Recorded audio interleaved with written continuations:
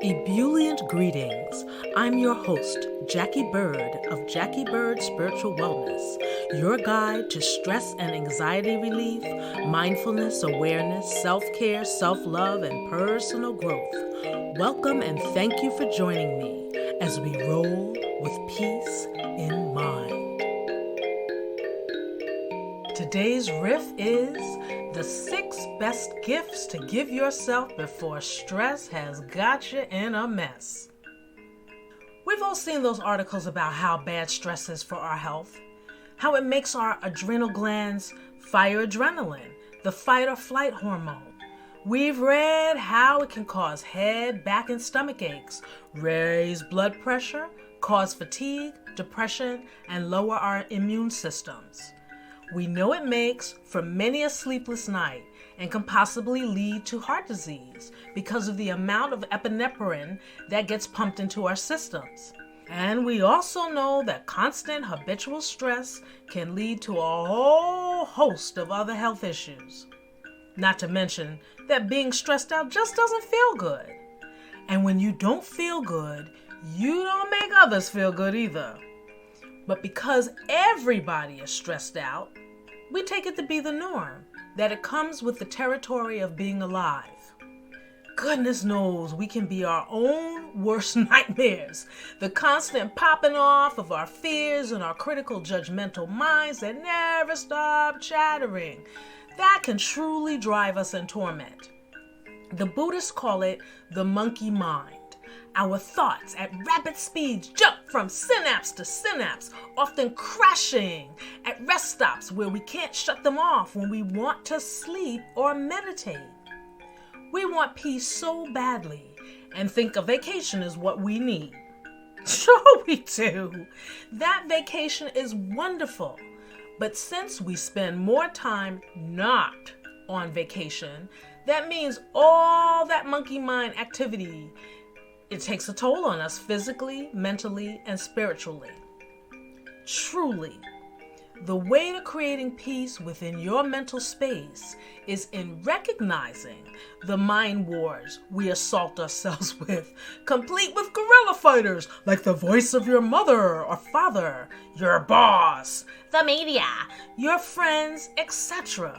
We are constantly under a barrage of judgments, dressing downs, belittlings, and insults.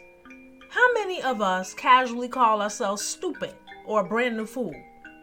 That's not a very nice thing to say, even to yourself, yet we do it constantly, habitually. We don't even realize the siege that we are both our own jailers and captives. I like that phrase, kind of cool. Seriously, we are always under a barrage, a siege, and we are both our own jailers and captives. I had to say that again. Being unaware, our thoughts become things that just float between the synapses, hurtling us around like we're in a boat during a storm with a dead engine, and our moods go up and down, riddled with stress and anxiety, sometimes to the point of depression.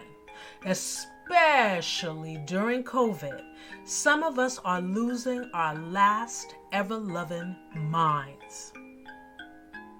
But did you hear what stress does to us? Why keep doing that to ourselves? You don't have to emulate a stressed out lifestyle because everybody else is doing it. You, and I mean you, can break the chain. Doesn't mean you won't feel stress or be aware that there's stress. But if you crown yourself with the 6 best gifts on a regular basis, you won't be quite the mess when stress comes your way. You'll be able to go with the flow better, recognize solutions much faster, and become even more productive, creative, and efficient. So just before you feel your eyeballs are about to pop out of your head, or if they've done so already, number 1, tell yourself to go to your room.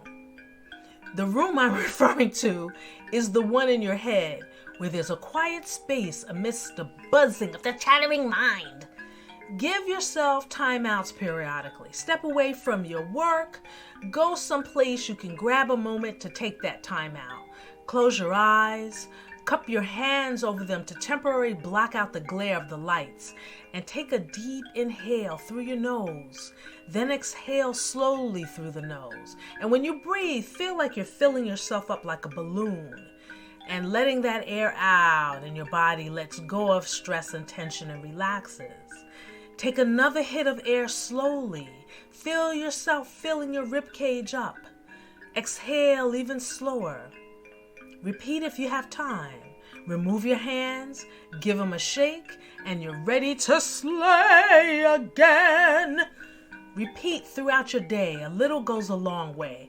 And I know, some folks got small children, and that's challenging. But I got a little bit more to say about that in a minute.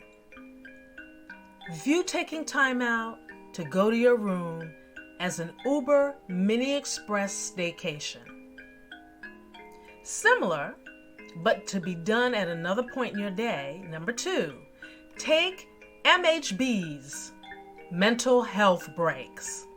Step away from social media, the news, any and all screens. Don't talk about the state of the world or anything you fear or find aggravating, and do something enjoyable. Not because you have to, but because you want to. Even if it's just staring out the window holding a cup of coffee. Especially challenging if you have small children, but employ creative means to make it happen. Perhaps having them join in. Children learn so much from observation.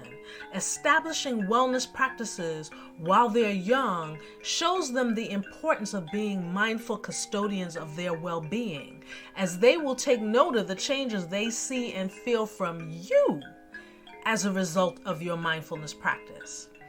Practicing self-love is being your own BFF. And number 3, saying yes does not mean no when you really mean no. No means no. Saying yes when you mean no gets you into so much trouble and aggravation. I know you can think of all the times you said yes when you meant no. The aggravation ain't worth it. I hear people say things like, I really didn't want to, but I felt obligated. And even though it was inconvenient, I said yes, and it turned out to be a nightmare. Or, I hate doing things for that person. I always feel taken advantage of. I hate myself for always saying yes, but I feel like I have to. No you don't.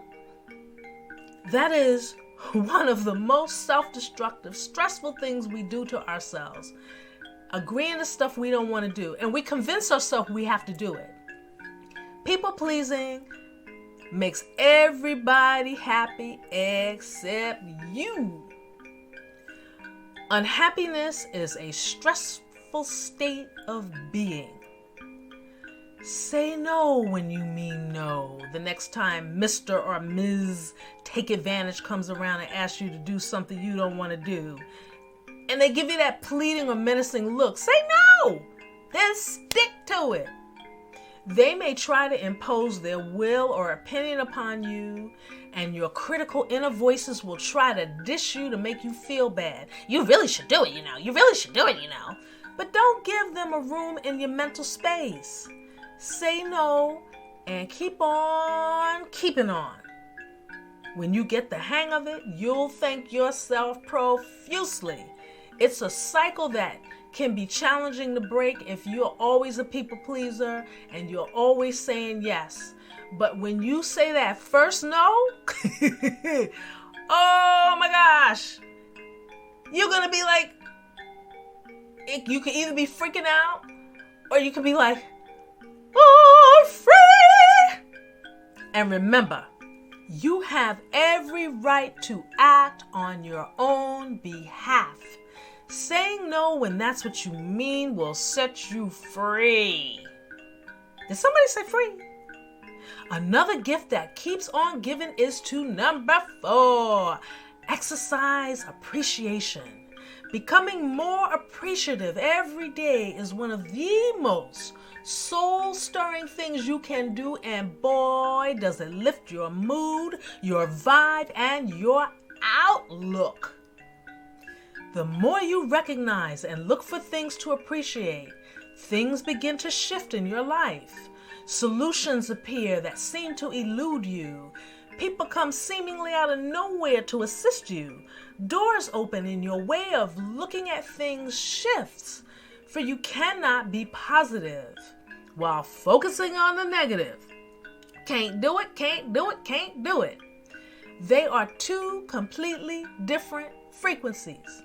The positive frequencies come over the airways clear and crisp, while the negative frequencies flood the airways with mucho static and distortion. And while I'm at it, remember to say nice things about yourself to yourself. Appreciate you, your body. I don't care if you got 50 extra pounds on you. Appreciate your body, your life, for it is a gift.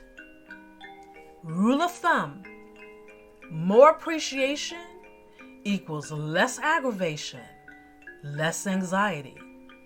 Making time to appreciate can help you to number 5. Be more present. Pay attention. Actually be in the room with yourself as you engage in activity and have your mind in the same place as your body.